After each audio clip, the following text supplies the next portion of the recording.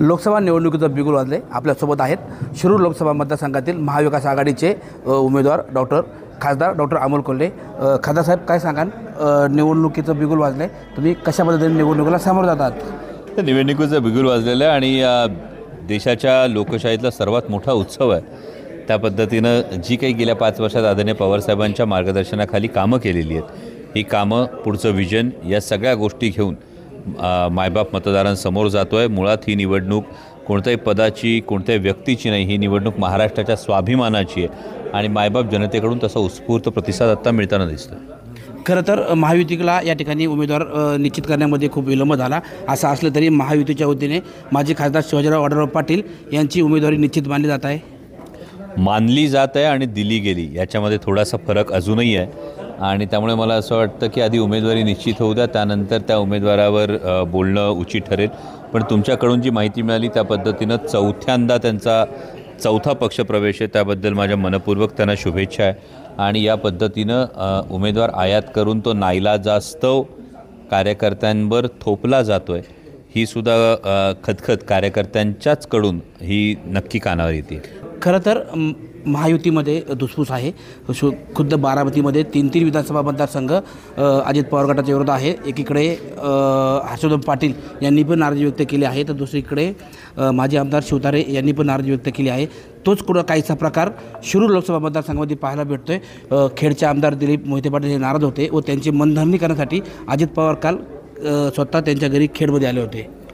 नक्कीच पक्षाचे अध्यक्ष म्हणून अजितदादा हा प्रयत्न नक्कीच करणार, परंतु गेली 20 वर्ष ज्यांनी टोकाचा संघर्ष एकमेकांशी केला, त्या कार्यकर्त्यांचं काय, त्या कार्यकर्त्यांच्या भावनांचं काय, हा प्रश्न अनुत्तरितच राहतो. की त्या कार्यकर्त्यांनी काय घोडं मारलं, म्हणजे वरची फक्त इक्वेशन सेट होण्यासाठी खालच्या कार्यकर्त्यांच्या भावभावनांचा काहीच विचार नाही का? म्हणजे या कार्यकर्त्यांनी अगदी टोकाचा संघर्ष तब्बल 20 वर्ष केले आणि हे केवळ खेड तालुक्यात नाही, हे ठिकठिकाणी आहे. त्या कार्यकर्त्यांनी कोणाकडे बघायचं, त्या कार्यकर्त्यांनी काय, त्या कार्यकर्त्यांना कोण उत्तरदायित्व आहे त्यांचं, हा प्रश्न अनुत्तरितच राहतो. आणि त्यामुळे मला वाटतं की पुढल्या काळामध्ये महायुतीमधली ही जी नाराजी आहे आणखी प्रखरपणे समोर येताना आपल्याला दिसेल. खरं तर अजित पवार यांनी काल याच ठिकाणी शिरूर लोकसभा मतदारसंघातील कार्यकर्त्यांची आढावा बैठक घेतली. आढावा बैठकीनंतर झालेल्या पत्रकार परिषदेत त्यांनी तुमच्यावरती प्रखर टीका केली आहे. काय म्हणून मी ऐकली नाही? अजितदादांनी नेहमीचीच टीका की ते मतदारसंघात फिरले नाहीत किंवा त्यांना मी निवडून आणलं. मला वाटतं तुमच्या प्रश्नातच उत्तर आहे, नेहमीचीच आहे. मग यामध्ये नवीन काय? आणि महत्त्वाचं म्हणजे मी त्यांच्या टीकेला उत्तर द्यायला मी बांधीलच नाही ना. मी आदरणीय शरदचंद्रजी पवार साहेबांचं नेतृत्व मानतो, तेव्हा आदरणीय शरदचंद्रजी पवार साहेबांनी जर काही आक्षेप घेतला तर मी त्याला उत्तर देईल. खरं तर काल अजितदादा पवार म्हटले की अमोल कोल्हेंना मी संधी दिली, मी निवडून आणलं, आणि तुम्ही सांगता की पवार साहेबांनी मला संधी दिली. नक्की तथ्य काय आहे? मला वाटतं की आदरणीय पवारसाहेबांनी ही सगळ्यांनाच संधी दिली आहे, त्यामुळे ज्यांना मुळात पवारसाहेबांनी संधी दिली त्यांनी याविषयी वेगळं भाष्य करणं उचित ठरणार नाही. आदरणीय पवारसाहेबांच्या नेतृत्वाखाली, कारण मला अजूनही आठवतं मी दिल्लीला गेल्यानंतर पवारसाहेबांना भेटल्यानंतर हा सगळा निर्णय झाला होता.